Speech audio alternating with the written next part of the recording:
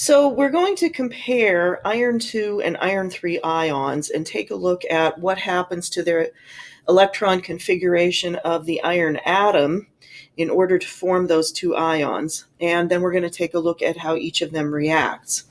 So the iron atom, here's the electron configuration. And for iron to become iron cation with a positive 2 charge, it needs to lose 2 electrons. Well, where does that happen from? And what gives it the most stable electron configuration? So what happens is 1 electron is going to be lost at this location, and 1 electron will be lost at this location. So our new electron configuration, a more stable one, for iron with a positive 2 charge will be 1s2, 2s2, 2p6, 3s2, 3p6, 4s1, which is half full sublevel, and 3d5, which is also a half full sublevel.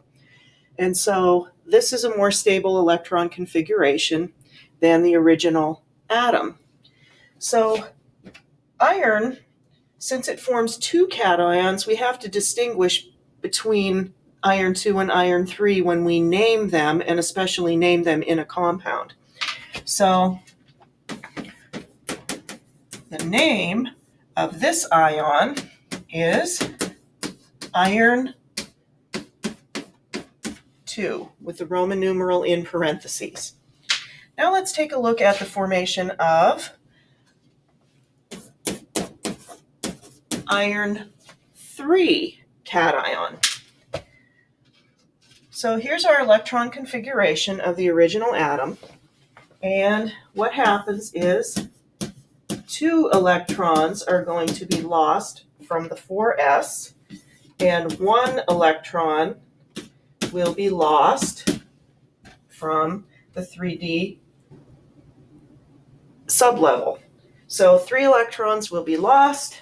Our new electron configuration is 1s2, 2s2, 2p6, 3s2, 3p6, 4s is gone, and we are at 3d5.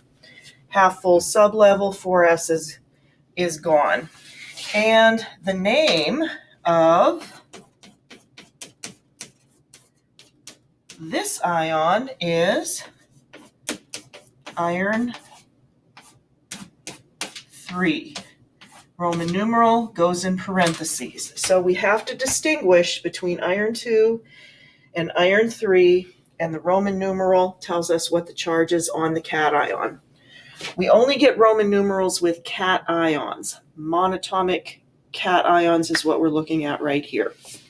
So we are also interested, and I hope you guys can see this. Okay, here's the iron 2. I'm going to put some iron 2 cations in here. First, I'm going to put my iron 2 ions in here with some distilled water. And I will put some iron 3 cations in here with some distilled water. And they both look, I don't know if you can tell, they look kind of clear, mostly clear, with that slight yellowish tint.